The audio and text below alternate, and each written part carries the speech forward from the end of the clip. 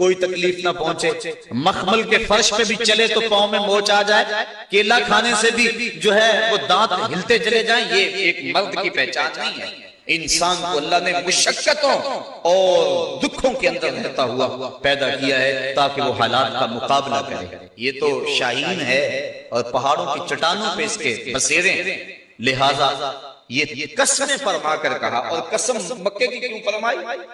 شہر محبوب کی قسم کیوں فرمائی؟ اس لیے کہ اس شہر میں حضور نے پتھر کھائے تھے، اس شہر کے اندر گڑھے کھودے تھے، اس شہر کے اندر اجریاں ڈالی گئی تھی، اس شہر کے اندر حضور علیہ السلام کے اوپر کوڑے ڈالے گئے تھے۔ اس لیے کہا محبوب اس شہر کی قسم، جس شہر میں تم نے دکھ سہے، جس شہر کے اندر تم نے تکلیف سہی، کھدے ہوئے گڑھے، بچھے ہوئے کانٹے، راستوں کی تکلیفیں تم نے سہی اور ہنس کے سہی، میرے نام پہ سہی۔ محبوب اس شہر کی قسم، ہم نے انسان کو آسائشوں میں رہتا ہوا نہیں بلکہ دکھوں کے ساتھ ٹکراتا ہوا پیدا کیا۔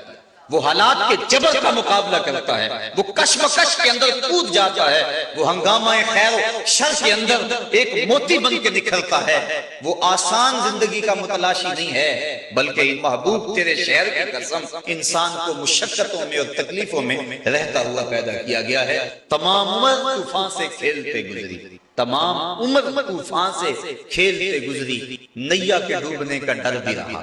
یہ ہے زندگی ایک مومن۔ ہر بندہ چاہتا یہ ہے کہ میرے لیے دکھ کوئی نہ ہو، گھر میں آسودگی، گاڑی میں آسودگی، میں کوئی کام نہ کروں میرے لیے مشقت نہ ہو، آسودگی ہو جائے۔ یہ جو ڈبل شاہ کا کاروبار چلا یہ بھی اس لیے ہر بندہ چاہتا تھا یوں ہی میرے پاس پیسے آ جائیں، نہ مجھے کام کرنا پڑے، نہ دماغ لڑانا پڑے، نہ مجھے اپنے اعضاء کو حرکت دینی پڑے۔ تو یہ انسان جو ہے وہ کیسی سوچ رکھتا ہے، جبکہ اللہ تعالیٰ نے قسمیں فرما کر کہا محبوب ہم نے انسان کو مشقتوں میں رہتا ہوا پیدا کیا، دکھوں کے ساتھ نبھاؤ۔ اگر انسان قرآن کی اس فکر کو سمجھ لے کہ یہ تو مرد کے ساتھ ہوتا ہے، یہ کشمکش تو اس کے ساتھ جاری رہے گی، حالات کا ٹکراؤ تو اس کے ساتھ رہے گا، اس کو تو ان دکھوں سے گزرنا ہوگا، اس بھٹی کے اندر اپنے آپ کو ڈالنا ہوگا، تو اس کو تکلیف آئے گی لیکن پریشانی اس کی وہ نہیں ہوگی۔ واصف علی واصف نے کہا تھا کہ اپنی مرضی اور اللہ کی مرضی میں فرق کا نام غم ہے۔ جب بندہ اپنی مرضی اور اللہ کی مرضی میں فرق کر دے تو اسے غم کہتے ہیں، اور جب بندہ کہتا ہے یہ سونا میرے دکھ میں راضی تے میں سکھ نو چلے ڈاواں، پھر وہ جلتی ہوئی چکھا کے اندر بھی مسکراتا ہوا چھلانگ لگا۔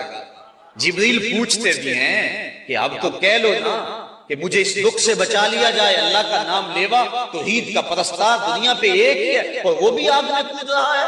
تو جواباً خلیل علیہ السلام کہتے ہیں جبریل بتاؤ نا ان کافروں کے دل میں کس نے ڈالا کہ مجھے آگ میں جلایا جائے، اس کی مشیت کے بغیر ہو گیا یہ؟ کہا رب جلیل نے، کہا اگر جلیل کی یہ مرضی ہے تو پھر خلیل کی بھی یہ بھی ہے۔ تو پھر انسان کے لیے دکھ نہیں رہتا بلکہ اس دکھ کے اندر سے بھی انسان لذت کشی کر لیتا ہے۔ تو کہا انسان کو ہم نے مشقتوں میں رہتا ہوا پیدا کیا ہے، دکھ اس کا گھیرا کریں گے، بیماری اس کا گھیراؤ کریں گی، غربت پسماندگی اس کو تکلیف دے گی، لیکن یہ حالات کا جبر کا مقابلہ کرتے ہوئے آگے بڑھتا چلا جائے۔ اپنے اوپر لینے کے بعد دعائیں دینا یہ ایک پیغمبر کا حوصلہ ہی ہو سکتا ہے، اور دعوت کے ساتھ اخلاص کا اور اپنے فکر اور مشن کے ساتھ وابستگی کا عالم یہ ہے کہ حضور فرمایا مجھے ان کی نسلوں سے ایمان کی توقع ہے۔ تو اس دین کے لیے حضور علیہ السلام نے کون کون سے دکھ نہیں سہے، اور حضور علیہ السلام سے قبل جو انبیاء کا سلسلہ الذہب ہے، سناری سلسلہ ہے، انہوں نے کیا کیا تکلیفیں برداشت نہیں کی۔ مکے سے لے کر طائف تک 70 ایسے نبیوں کی قبریں ہیں جن کی وفات صرف بھوک اور پیاس کی وجہ سے ہوئی۔ اس راستے کے اندر لوگوں نے بڑے بڑے دکھ سہے اور پیغام حق کا ابلاغ کرنا نہیں چھوڑا ہے۔ اور پھر حضور علیہ السلام نے حجۃ الوداع کے موقع پہ لوگوں کو کہا لوگوں میرے رب نے میرے ذمہ جو کام لگایا تھا کیا میں نے اس کام کو پورا کر دیا؟ 1,44,000 لوگوں کا مجمع، سب نے کہا ادیتا ونصحت، آپ نے حق ادا کر دیا، بیک زبان ہو کے بولے۔ پھر پوچھا انہوں نے، پھر یہی جواب دیا، تیسری مرتبہ جب یہی جواب پایا تو پھر کہا اے اللہ گواہ ہو جا تیرے بندے کیا گواہی دے رہے ہیں۔ تو حضور نے وہ فریضہ جو اللہ تعالیٰ نے ان کے ذمہ لگایا تھا اس کو ادا کرنے کا حق ادا کیا، اور پھر صحابہ کو وہ ذمہ داری لگائی، اور صحابہ نے جس طرح اس پیغام کو آگے منتقل کیا وہ روشن مثالیں اور صحابہ کی زندگی ہمارے سامنے ہے. پھر آگے تابعین نے، اور تابعین کے بعد پھر تبع تابعین نے، اور امت کے لوگوں نے جس انداز سے دعوت کے کام کو آگے بڑھایا، ہم اس شخص کو نہیں بھول سکتے جو گھوڑے کے اوپر بیٹھا دین کی دعوت دیتے ہوئے آگے بڑھتا چلا جا رہا ہے، اور ایک جگہ آئی کہ جہاں آگے پانی آ گیا، دلدل آ گئی، زمین ختم ہو گئی، تو اس نے باغیں کھینچ لی اور آسمان کی طرف منہ کر کے کہا مالک کیا کروں، میرے جذبے تو ابھی جوان تھے، تیری زمین ہی ختم ہو گئی ہے.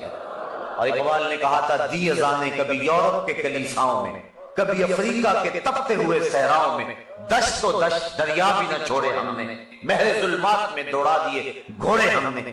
ہمارے اٹھنے والے قدم آگے ہی بڑھتے تھے، پیچھے مڑ کے دیکھنا تو ہم تو ہیلے جستجو سمجھتے تھے. تو راہ نورد شوق ہے منزل نہ کر قبول، لیلا بھی ہم نشیں ہو تو محمل نہ کر قبول.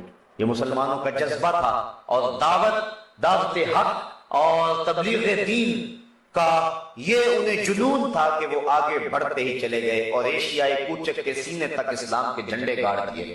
اور کائنات کا کوئی گوشہ اور کوئی کونا اس وقت بھی موجود نہیں ہے جہاں محمد عربی کے کلمے کی گونج موجود نہ ہو، جہاں مصطفیٰ جان رحمت کا جھنڈا نہ جھول رہا ہو. ساتوں بر اعظموں میں اسلام کے پھریرے لہرا ہیں. یہ ان لوگوں کی محنت، قد و کاوش، اسلام کی طبی صداقت اور حضور علیہ السلام کی محنتوں، کوششوں اور جد و جہد کا نتیجہ ہے جو ہمارے سامنے موجود ہے. تو دعوت کے عمل کو ان لوگوں نے اس انداز کے ساتھ آگے بڑھایا کہ زمانہ دیکھتا رہ گیا، اور اتنی تیزی سے اسلام پھیلا کہ کائنات کا ایک ایک گوشہ اسلام کے نور سے چمک اٹھا اور روشن ہو گیا. آج ہم نے اس عنوان سے گفتگو کرنی ہے کہ دعوت دین کا اسلوب اور طریقہ کار کیا ہونا چاہیے، کیونکہ یہ ذمہ داری ہماری بھی ہے. اس کام کو ہم نے بھی لے کر کے آگے چلنا ہے، اور ہمیں بھی قیامت کے دن اس کے بارے میں باز پرس ہونا. ہم میں سے ہر شخص مبلغ ہے اور ہر شخص داعی ہے. ممبر و محراب کے جو وارث ہیں ان کی ذمہ داریاں اور فضول ہیں، زیادہ ہیں، لیکن اس کا مطلب یہ نہیں ہے کہ جو ممبر و محراب پہ نہیں بیٹھے ان کی کوئی ذمہ داری نہیں ہے. یہاں ہر شخص کی ذمہ داری ہے، اور یہ اتنا مقدس کام اور فریضہ ہے. آپ سورہ یاسین اٹھائیں، ایک شخص نے کہا تھا لوگوں آؤ وہاں پیغمبر آئے ہیں ان کی بات سنیں، تو اللہ تعالیٰ نے اس کا تذکرہ قرآن میں فرمایا اور خصوصیت کے ساتھ فرمایا. اس نے صرف اتنا کہا تھا کہ آؤ پیغمبروں کی بات سنیں. تو دعوت دینا اور کسی کو پیغام دینا یہ کتنا اہم کام ہے. فرمایا کہ لا تسبوا الدین لأنہ یوقظ للصلاۃ، تم مرغے کو گالی نہ دو، یہ تمہیں نماز کے لیے اٹھاتا ہے. جو مرغا آواز نکالے اور تم دین کے ایک رکن کی طرف آؤ تو وہ مرغا محبوب ہوتا ہے، اور جو پورے دین کی طرف بلائے پھر اس دائی کا عالم کیا ہوگا اور اس کی کیفیت کیا ہوگا. اس لیے ہم سب کی ذمہ داری ہے کہ ہم دین کی دعوت کو عام کریں اور اس پیغام کا ابلاغ کریں، اور سچائی کی قدروں کو دنیا کے کونے کونے تک پہنچانے کے لیے کوشش کریں، اور اس دین فطرت کے لیے اپنی تگوتاز سے، محنت سے پورے عالم میں چراغاں کریں. اور اس وقت کہ جب دنیا اندھیروں میں دھکے کھا رہی ہے، اور جب پوری دنیا کے اوپر انسان بے سکون ہے اور امن کا سویرا کہیں بھی موجود نہیں ہے، تو ہماری ذمہ داریاں اور بھی بڑھ گئی ہیں. ہم زمانے کو بتائیں آؤ اگر امن چاہتے ہو تو محمد عربی کی چوکھٹ پہ آ جاؤ، حضور کے در پہ آ جاؤ. آج ہم اس بات کی دہائی دیں اور پیغام حق کا ابلاغ کریں. اپنی نظر اور شرمگاہ کی حفاظت کریں. اس دور کا سب سے بڑا فتنہ یہ ہے کہ نگاہیں پاک نہیں رہی، نگاہیں غلیظ اور گندی ہو گئی، شرمگاہوں میں وہ تقدس نہیں رہا. حضور علیہ السلام نے ارشاد فرمایا من زنا زنیا بہی ولو بہی تانے دارے ہی، جس شخص نے زنا کیا یہ عمل اس کے گھر بھی لوٹے گا اگرچہ اونچی اونچی دیواریں کیوں نہیں کر دیتا. یہ مکافات عمل ہے. گندم از گندم بروئت جوز جو از مکافات عمل غافل مشو. گندم بو گے تو گندم کاٹو گے، جو بو گے تو جو کاٹو گے. نظر کو تقدس دو، نظر کو پاکیزگی دو. حضرت لقمان حکیم کہتے ہیں کہ میں کئی نبیوں سے ملا ہوں، کئی نبیوں سے ملاقات کی ہے، اور میں ان سے 2-2 4-4 باتیں جمع کی ہیں، اور ان ساری باتوں کو میں نے جمع کر کے 100 باتیں جمع کی ہیں، اور ان کا پھر میں نے خلاصہ تیار کیا ہے. ان میں 8 باتیں الگ کی ہیں. ان 8 باتوں میں ایک بات یہ ہے جب کسی کے گھر جاؤ تو نظر کو حفاظت میں رکھو. جس شخص کے مہمان بنو، جس کے گھر جاؤ تمہاری نظر نہ بھٹکنے پائے.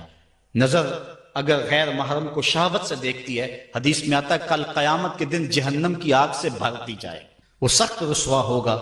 آج میڈیا کی آوارگی اور انٹرنیٹ پہ جو کچھ ہو رہا ہے، ٹیلی ویژن اور سینما جو بدتمیزی پھیلا رہے ہیں، اور موبائل پیکج جس طرح بے حیائی کے جو ہے وہ کی کیفیات پیدا کر رہی ہیں اور بے حیائی کو فروغ ہو رہا ہے، ہم اس کے خلاف پوری قوت کے ساتھ بند باندھیں۔ اپنی اولادوں کے ہاتھوں سے ناول چھین لو، ان کے ہاتھوں سے جو ہے وہ فلمیں چھین لو، ان کی خلوتوں پہ نظر رکھو اور ان کی حفاظت کرو۔ جس شخص کی نظر پاک نہیں ہے اس کے من میں طہارت نہیں آ سکتی ہے، وہ دل پاک نہیں ہے اس کو جو ہے وہ باطن کا نور نصیب نہیں ہو سکتا۔ وائے قوم کشتائے تدبیر غیر، کار او تخریب خود تعمیر غیر، از حیا بیگانہ پیرانے کہن، نوجوانہ چوں زنا مشغول تن۔ کتنی حکمت والی بات کہی اقبال نے۔ وہ اپنے دور کا دکھڑا سناتا ہے، جس دور سے ہم گزر رہے ہیں اب تو عجیب حال ہو گیا۔ اقبال کہتا ہے یہ جو میرا دور ہے، جوان تو جوان رہے، بوڑھوں کی نظروں میں حیا نہیں رہا۔ از حیا بیگانہ پیرانے کہن، بوڑھے لوگوں کی آنکھوں میں بھی اقبال کہتا ہے حیا نہیں رہا۔ نوجوانہ چوں زنا مشغول تن، اور نوجوان عورتوں کی طرح اپنے تن کے ساتھ لگے ہوئے ہیں، اپنے تن کو سنوارنے میں ہر وقت کنگھی پٹی میں لگے ہوئے ہیں۔ یہ مردوں کا کام نہیں ہوتا، یہ دلیروں اور بہادروں کا کام نہیں ہوتا، یہ عورتوں کے وظیفے ہیں۔ در دل شاں آرزوہا بے ثبات، مردہ زائن از بطون امہات۔ ان کے دلوں میں آرزویں کوئی اور ہی ہیں اور ماؤں کے پیٹوں سے مردہ جنم لے رہے ہیں۔ دخترانے او بزلف خود اسیر، شوخ چشموں خود نماؤ خود گیر۔ اور قوم کی بیٹیاں اپنی زلف کی خود قیدی ہو چکی ہیں اور ہر وقت جو ہے وہ اپنے آپ کو آئینے میں دیکھتی رہتی ہیں۔ ساختہ پرداختہ دل باختہ، ابروان مثل دو تیغے آختہ۔ وہ جو گھر کی رونق تھی، جو آبرو اور حیا کا دوسرا نام تھا، آج وہ دل پھینک قسم کی ہو گئی ہے۔ آہ قوم میں دل سے حق پرداختہ، مرد و مرگے خیش را نہ شناختہ۔ اقبال کہتا ہے ہائے قوم کہ جو مر گئی اور اسے ابھی تک پتہ ہی نہیں چلا کہ میں مر چکی ہوں اور جینے کا سامان نہیں کرتی۔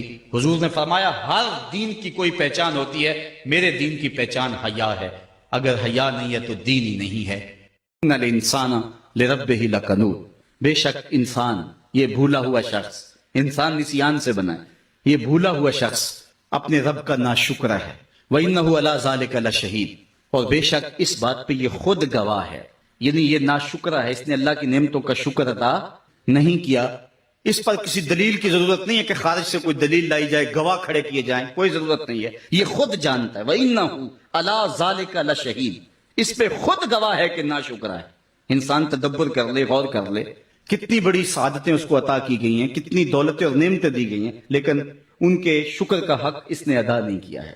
انسان کو قلب و نظر دیے گئے، عالی نصب دماغ دیا گیا، سوچوں اور خیالوں کی ایک کائنات دی گئی، دھڑکتا ہوا دل دیا گیا، نظام تنفس، نظام انہضام دیا گیا، آنکھوں کے چراغ روشن کیے گئے، سماعت کے پردے دیے گئے، خوبصورت گلابی ہونٹ دیے گئے، 32 دانت دیے گئے، زبان دی گئی، بولنے کا سلیقہ دیا، چلنے کے لیے ٹانگیں دی۔ انسان غور تو کرے، کتنی نعمتیں ہیں، کسے کبھی احساس بھی نہیں ہوا۔ یونان کا ایک شخص گزرا ہے، اوناسس، یہ دنیا کا کوئی دوسرے کے تیسرے نمبر پہ امیر ترین شخص گزرا ہے۔ ہوا کیا کہ آنکھوں کے یہ جو پپوٹے ہیں، ان کے پٹھے کام کرنا چھوڑ گئے۔ ہم نے کبھی سوچا ہی نہیں ہے کہ یہ کتنا بڑا سسٹم قدرت نے لگایا ہوا ہے۔ ادھر سے تنکا اڑا، ادھر سے آنکھ بند ہو گئی، آٹومیٹک سسٹم لگا ہوا ہے، لیکن اس کے یہ پٹھے ختم ہو گئے۔ اب ڈاکٹر سلوشن ٹیپ لگاتا ہے اور آنکھ بند کر دیتا ہے، آنکھ کھولنی ہوتی ہے تو وہ ٹیپ اتار دیتا ہے اور آنکھ کھول لیتا ہے۔ اللہ اکبر۔ کسی نے اوناسس سے پوچھا کہ زندگی کی سب سے بڑی آرزو، اتنا امیر آدمی ہے دنیا کا، اس نے کہا کاش اپنی مرضی سے اپنی آنکھیں کھول سکوں۔ کہا اس کے لیے کوئی دولت لگانی پڑے، کہا ساری دولت جھونک دوں گا، کاش کہ اپنی مرضی سے اپنی آنکھیں کھول سکوں۔ ہمیں تو پتہ ہی نہیں ہے یہ دولت کتنی بڑی ہے۔ تو انسان اپنے رب کا ناشکر ہے۔ وَإِنَّهُ عَلَىٰ ذَلِكَ لَشَهِيدٌ، اگر وہ تھوڑا بھی تدبر کر لے، خود گواہ اس پر۔ وَإِنَّهُ لِحُبِّ الْخَيْرِ لَشَدِيدٌ، بے شک وہ دنیا کی دولت کی محبت کے اندر بڑا سخت ہے، دولت کو مقصود سمجھتا ہے، یہی اس کا قبلہ جاں اور کعبہ دین ہے۔ افلا یعلم اذا بؤثر ما فی القبور، غافل انسان، ناشکرہ انسان، کنود انسان، اللہ کی نعمتوں پر ناشکر کرنے والا انسان۔ فرمایا آج دنیا گزار لے جیسے گزار لے، افلا یعلم اذا بؤثر ما فی القبور، کیا نہیں جانتا کہ جب قبروں سے اٹھایا جائے گا، جو کچھ ہے قبروں سے وہ باہر اچھال دیا جائے گا۔ ماں کی عمومیت کے اندر صرف مردے ہی نہیں آتے، زمین کے خزانے اور دفینے بھی آتے ہیں۔ وہ وقت آئے گا کہ قبروں میں سے جو کچھ ہے وہ سب کچھ اچھال دیا جائے گا. وَحُصِّلَ مَا فِي الصُّدُورِ، اور جو کچھ سینوں میں ہے وہ بھی باہر کر لیا جائے گا، جو چھپے ہوئے